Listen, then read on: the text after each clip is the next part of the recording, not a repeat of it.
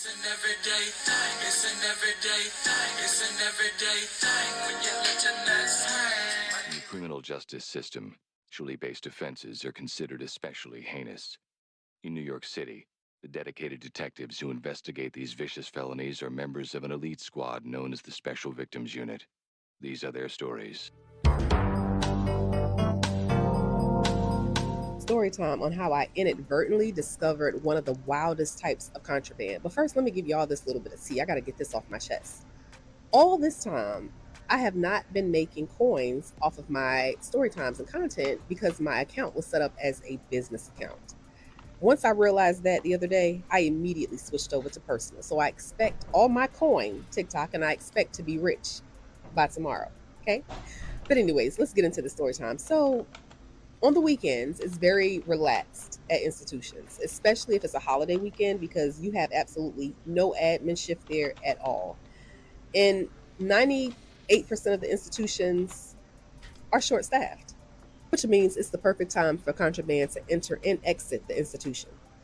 I go to this institution, it's a male institution, it's a Saturday morning, and it's a holiday weekend. I go inside, I go through security, and I'm not above anybody else, so I remove my shoes, my jacket, take my cell phone out, go to my settings, show the security officer that this is indeed a safe cell phone, get cleared by security, go on the other side of the door to put my belt on, and as I'm putting my belt on, I notice that there's an officer that is walking towards the exit gate, and he has a dog with him. In my position, I'm not required to wear a uniform. I choose to wear a uniform Monday through Thursday, but if I'm doing just like a pop-up, I'm probably coming in my street clothes. And because I don't give institutions a heads up and some of these officers don't know who I am, sometimes they assume that I'm just a visitor. As he got closer to the exit, I asked him, was that a service animal? He said, what? I said, is that a service animal? Now, before I could make my next statement, the officer that cleared me through security said, this is Investigator Hernandez. That was pretty much cue for whatever response you give her. It's going to need to make sense. So he said, yeah, it's my service animal. I got PTSD. I said, okay, well, if no one ever told you, not only do you have to be in compliance with your uniform, but your service animal also needs to be in compliance with his uniform. He said, all right, cool. He went about his way. I went about mine. Stopped at the control room and got a radio. Then I decided that I was going to go down to one of the corridors. As I'm walking, there's an inmate that they're taking to medical, and he's bleeding. And then there's their officer that's holding his arm, and he's bleeding. So I did a little I'm like, y'all all right? Y'all good?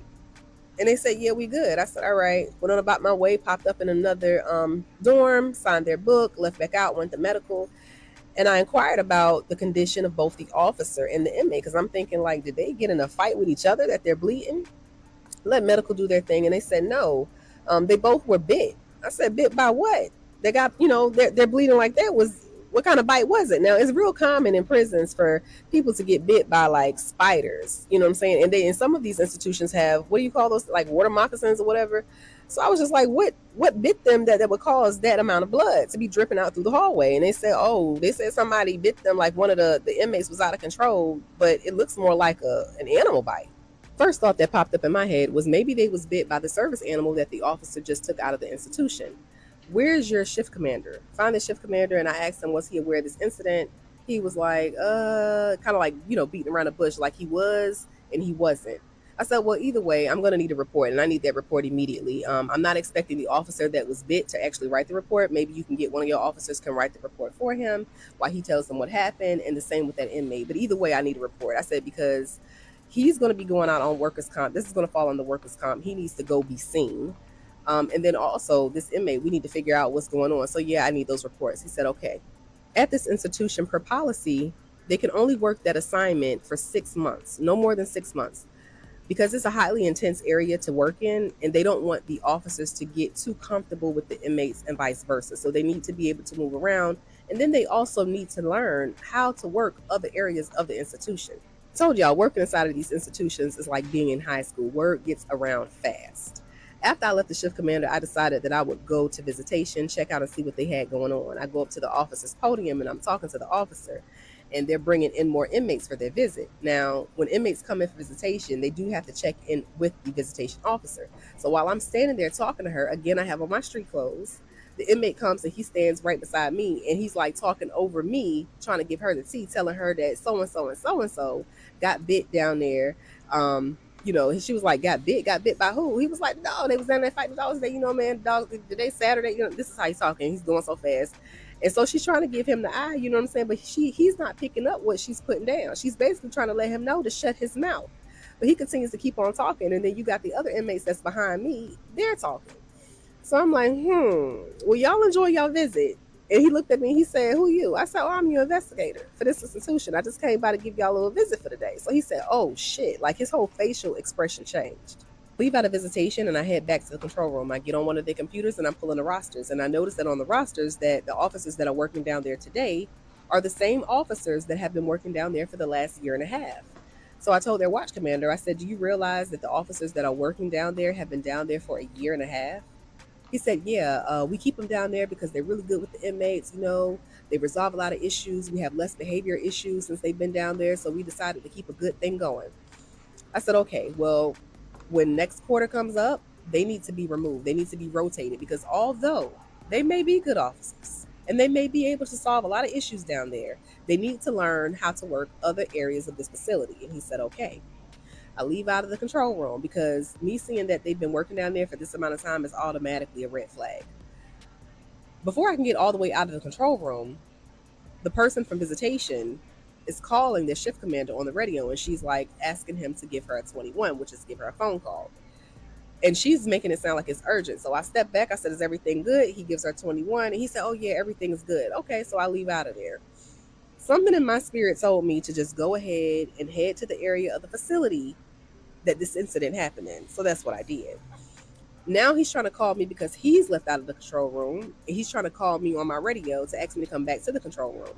So I stand midways in the corridor and I'm like, no, you can come down here because, yeah, I'm not one of those. So he hurry ups and come down there. And he was just like, if you can give me a few minutes, I can get an officer to escort you inside of the unit. And I said, I don't need an officer to escort me inside of the unit. He was like, no, but you got to have, because we got the keys. And I'm like, yeah, I understand. And I also have a master key to everything inside of this institution. After I said that, his entire facial expression changed. And now he's trying to give me bullshit conversation. And I can tell that he's just trying to distract me. So I continue to keep on walking to that area. Now he's walking with me. All before you would get an officer to escort me, but now you want to walk with me. So we get there, and before we get to the door, he's letting the dorm know that we're at their 20. And I said, you don't have to let them know that we're coming inside. And he said, oh, well, I want them to go ahead and have the door open for you. I said, I don't need them to open the door because, again, I have a master key. We go inside of the dorm, and everybody is looking spooked, including him. And by his facial expressions, again, they're not picking up what he's putting down. But I heard the distinct sound of an animal. I love animals. I'm standing there trying to process everything that I'm seeing and I'm hearing. This is a level 3 area, which means that this is not really considered a dorm. It's actually considered a wing. The inmates that are there, they're level 3, so they're behind double doors and they're in one-man cells. In that moment, an inmate comes around a corner with a puppy. Oh, how I wish that you all could have seen the look on their shift commander's face as well as those officers. And at the same time, he's getting a call on the radio, and I know that he hears it because I hear it, but he's trying to ignore it. And I said, you might want to check your radio because your control room officers are calling you. There's an emergency. And he said, oh, well, do you mind going to see what the emergency is, while I stay here and get this straightened out because I don't know what they have going on. I said, absolutely not. Absolutely not. I said, if you have an emergency, you as the shift commander, you need to report to the control room because as of right now, this is your institution. So you can go ahead and go off the wing and I'm going to stay here and I'm going to handle this. He did not want me to stay in there with them by myself. And it wasn't out of fear of my safety. It was out of fear of his. While he's exiting the unit, I tell the officers, because there was 3 officers there, I said, lock the entire wing down now. There should not even be a houseman out. In fact, go ahead and pull your houseman so he can go back to his dorm. And so if you're new here or if you don't remember, a houseman pretty much comes onto the wing. They clean the wing, pass out laundry, pick up laundry, pass out trays, assist with canteen. They're basically like an assistant to the officer. And when you have lazy officers, the houseman is the officer. This is also one of the institutions that I did a story time on a while back. And I told y'all that the warden at this institution cared more about the cats that was on the compound than they did about the officers. That piece of information is essential to this story time because Whenever there was an issue with the cats on the compound, the warden would call this particular organization. They would come out there, sometimes rehouse the cats or nurse them back to health and then bring them back. So I knew this was an organization that I can call, because clearly if there's one puppy in here, and I seen a service dog exiting, that there's probably more than 2 animals that is here right now. In addition to calling this organization, I also made a phone call to another institution, and I asked them, is there any way possible that you can spare at least 6 of your officers? Like, if you have the additional staff, right now is the time and I need it. And I owe them one. So they said, well, we don't have 6, but we can send you 4. Hey, I'll take the 4. I'm grateful that they're sending 4 officers over. However, I needed them to make sure that it was 4 of their strongest officers, meaning that you're not scared of animals and you are not scared of humans. So while I'm waiting for those officers to come on, I tell the officers, let me see your logbook. I'm going through the logbook. Now, you're supposed to log an entry every 30 minutes minimum at this institution. There had not been anything logged in that book since they came on shift that day. The institution that the other officers were coming from that I was waiting on, it wasn't going to take them long to get there because their institution is adjacent to this institution. So I told the other officers, don't go anywhere. I need y'all to just stand right here. It's going to be a few more minutes. But just be patient. We're going to get this handled. I'm not really saying much to them. They're trying to ask me questions. I am not saying anything to y'all because the time to tell me about anything was going on was before I walked onto your wing. So now the other officers have arrived. And as soon as they come inside, I tell the 3 officers that's standing there, I said, go ahead and pass those officers your keys, the radio, your gas, take that uniform shirt off. And then when one of them take their uniform shirt off, it's just bare chest with Puerto Rican pubic hair on it. Sir, you out of compliance. Just put the damn shirt back on. Just put it on. This institution, you're supposed to have a gray t-shirt under your uniform. So they was already out of compliance, but whatever. Put that shirt back on. We'll get you something else out the lost and found. Go ahead and hand me your IDs. Take your badges off your shirts. I need all of that, right? You can go to the front. Either you can go to the control room and wait for me to come, or you can go ahead and leave. Either way, I'll be in touch. 2 of the officers that came over to help accompanied me on side A of the wing. We went down the catwalk. Catwalk is very narrow walkway. It's also very dangerous, especially when you're dealing with level 3 inmates. You could be thrown over at any point in time, so you really have to be mindful. While we go down side A to do the security check, we came back out with 5 puppies. Okay. Gave the 5 puppies to one of the officers that was standing there waiting for us to come back up. We go down side B. Side B, we were able to get 3 dogs. Okay, so we made sure everything was locked down. Every inmate was back in their cell, double locked. We just gathered those things, and I told 2 of the officers, can 2 of y'all stay here? One of y'all go ahead and get the logbook caught up. If there's not anything that I need the other officers for when we're finished, I'll send them back down to you. They said, all right. I'm skimming through the story and I'm purposely leaving out details because, of course, you have to purchase the book. But anyways, the organization finally gets there. They pick the dogs up. And by the way, they were red-nosed pits. If you know me, you know that I used to have nothing but red-nosed pits. I love pits. But anyway, it wasn't the time for me to adopt any. I already had some at the house. So they get the dogs and they go on about their way. I told them that I would, stop by after I had the situation handled. And then now here comes their shift commander coming out, and I asked him, was everything okay from the emergency? Well, come to find out, everything was not okay because that inmate had to be sent out to outside medical. So let me tell y'all what happened to that inmate. So they were down there fighting dogs. They absolutely were. Not only were they fighting dogs, but they were also breeding dogs, okay? And yes, the shift commander was definitely in on this because there is no way possible you can tell me that you did not know what was going on inside of your institution. It's your institution. The bite that the officer and the inmate received, it came from the dog that was being escorted out of the facility. Yep. And let me tell y'all how you know whether or not an institution has a reputable warden. If your warden never walks the institution alone, if your warden doesn't know just about everybody's name that's on the compound, that institution has a shitty ass warden. This warden had no credentials. He was hired through nepotism, as per usual. You know how they do, as per usual. When I asked this warden exactly what was his job before he came to the institution, he was a store manager at the Food Lion grocery store. And I know that everybody has to start somewhere, but this was a nepotism hire. You can't come straight from a grocery store into being a warden and think that you know how to run a facility. It doesn't work that way at all. So we had our roundtable meeting. Myself, the shift commander, their regional director, the warden, the 3 officers that I told to, give me their IDs and badge and take the shirt off, all of that. And then I also had to get the officer that was leaving out of the institution that lied and said that it was a service animal. During the roundtable meeting, the officer that left out of the institution with the dog, he said that he never said that was a service animal. I assumed that it was a service animal.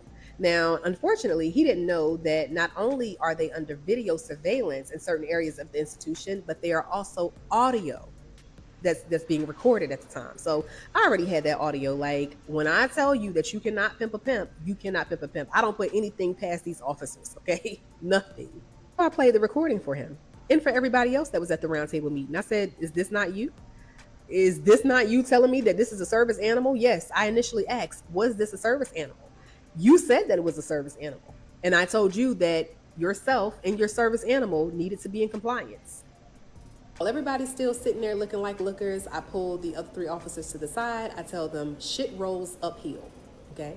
So anything that you need to tell me, I need it on this incident report. Once I leave, that's it. I'm not listening to what you should have told me, what you wish that you would have told me. This is your opportunity.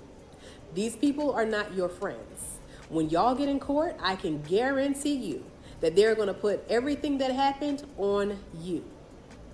Conclusion, because I can't give you all the tea. I can't give it all to you right here. Everybody that was sitting at that round table, with the exception of the secretary that was taking our notes and the regional director, everybody else was involved in this. The wing that this happened on was a wing full of Bloods. And I told them, I don't even have conversations with Bloods simply because you're going to end up with a co-defendant. I don't care. They have the most co-defendants. But I wanted to let them know, y'all warden really shitted y'all. Like, I had to put that icing on there. Your warden shitted on you. He made more money than any of y'all. Y'all got crumbs. Crumbs. Barely got anything. Putting your freedom on the line for somebody who don't give a damn about you, who literally pushed all of the blame off on you and the watch commander, and y'all knew what was going on. That's why I don't fool with Bloods. What to do, everyday people, man? It's your boy PJ. Today we back with another lit video. Back in the confessional, and yes, we staying lit, big dog, man. Shout out to my everyday people who rock with me every day. Shout out to my player partner, Lucky Will Steers, man. Your boy keeps it lit. Make sure you guys like, comment, and subscribe to this video. Let me know what y'all think about this in the comment section. Hit the links down below. We got HiveMindLabs.com, where you can unbig that back if you get them super fat burners, and we got the Moogs coffee. Okay, that's where you're gonna get that you know what I'm saying, that special flavor coffee. Okay, we're gonna be doing something special for y'all, but you can, for now, you can hit that link below, use discount code everydaypj at checkout. Let's get into the video. Boy, when she said water moccasins in the toilet and getting bit by water moccasins, I was like, woof. How? In the toilet?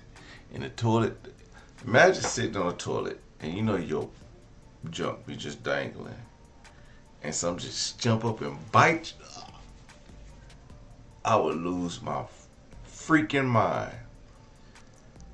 I wonder where this person is from. Sounds like Louisiana, because she said that the prisons are built on swamps and stuff, so it's either Florida or Alabama or Mississippi or Louisiana, somewhere out there, where maybe South Carolina, I don't know where the swamps is, but somewhere out there. But Lord have mercy, that might hurt. Water moccasin bite. But listen, how is everybody sneaking pit bull puppies into the, like, what is going on? Y'all got pit bulls in prison? Like, this wasn't gonna get, come on. This is about the dumbest thing I've ever seen Negroes do in my entire life. Now, I don't know if y'all are familiar with prison. Hopefully y'all not. But if you are, I'ma just say, it's not a fun place to be. But if you ever have to go, contraband is something that you don't want to be caught with. So what do you have? You have contraband that you can hide. hiding a puppy is not, something that you could just keister up your butt. You know what I'm saying? But speaking of butts, no pun intended. You know, to have a whole prison facility in on this, I mean, level 3 yard. You talk about maximum security. Well, not pretty much maximum. You're at a high medium. You know what I mean? Maximum is no contact at all. But high medium where you at least got people coming out the cells, and they having dog fights and stuff like this. So yeah, no, it's not that it's a terrible jail to be in, obviously, but it can't be that bad. And then the warden and everybody is in on it. And, you know, I mean, this, and then to say that everybody was getting paid on it, and then that the workers was getting crumbs to what the warden was getting, that's crazy. Man, and I wonder how high it goes up when you talk about stuff like this, that stuff goes up pretty high, to allow something like that to go on in the prison. That goes pretty high. I mean, a year and a half, and then not to be notified that there's an inspector coming into the facility. That's even crazier because if you running that type of operation, y'all should be on point. Should be on point, knowing that there's something like this is going on. But whatever the case may be. I guess I'll tell y'all a story about my contraband. I never been caught with any. But one time when I was locked up, I used to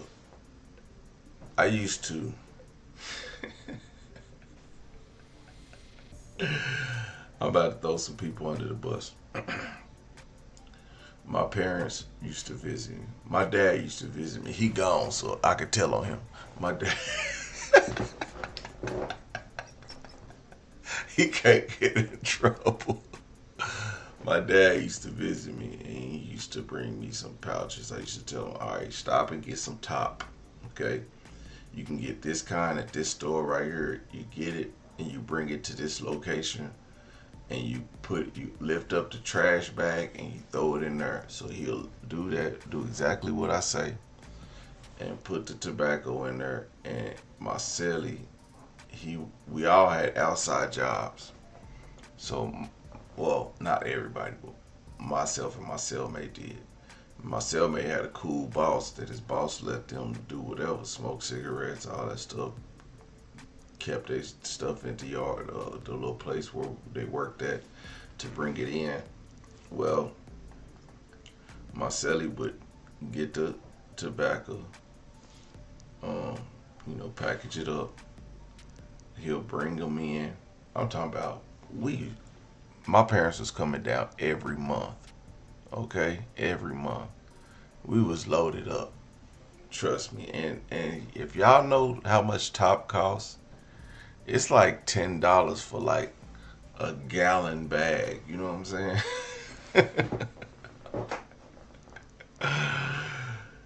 we wasn't short of nothing. You hear me? We wasn't short of nothing. Like, we was getting it in. And so pretty much we came connected. Well, I was having as much food as I needed. But like I said, my cellie, he didn't want us to keep nothing in there, so I had to actually pay my friend to do with our stuff. And like I said, when I was in, my parents them didn't have to send me a bunch of money. That's what they would do. I mean, I learned to crochet, and I was doing that too, but you know. So then so my cellie, one time I was off on my bed while they was doing count, right? And you gotta be on your bed while they count the entire time. So I was like, I forgot what I was doing. And because I was down off my bed, they want to search our cells. So now we get out. I gotta get out. They gotta drop our drawers. They gotta check our butt cheeks. They gotta do all this. They go through all our stuff. You know what I mean? And I'm thinking, oh man, my cellie brought in some tobacco. Man, we finna get busted. And then after we get searched, they let us go back in the cell. I'm like, hey, don't you got them pouches? He said, yep. I said, he's like, yep, they in my stomach. I said, they in your what? He said, my stomach. They in your stomach? And it took me a second to process it. But oh.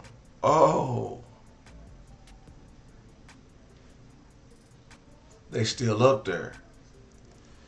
He's like, yeah, I ain't take them out yet because I ain't have the time. Cause like as soon as he got in, it's count time.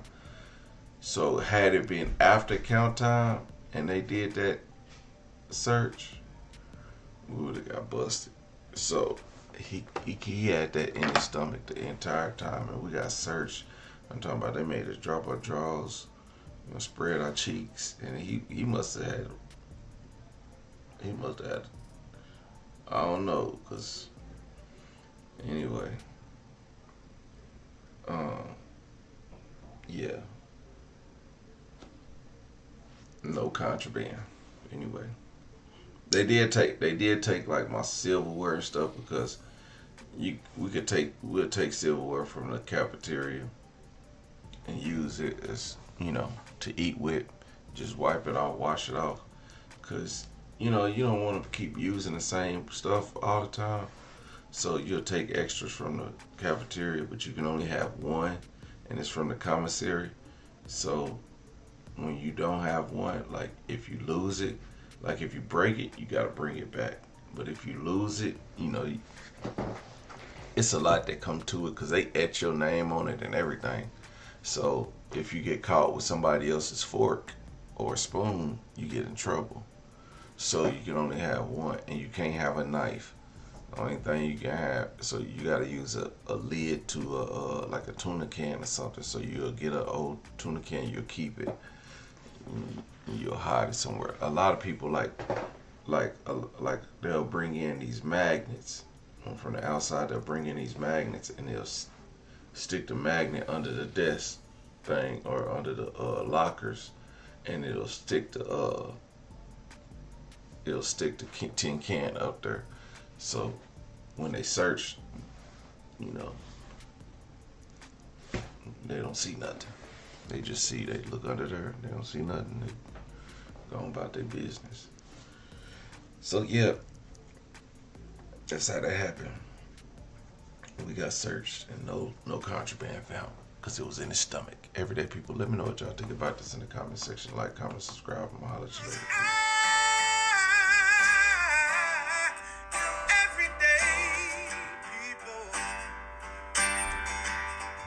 Day and night. For some women, it can start working in as fast as 1 week.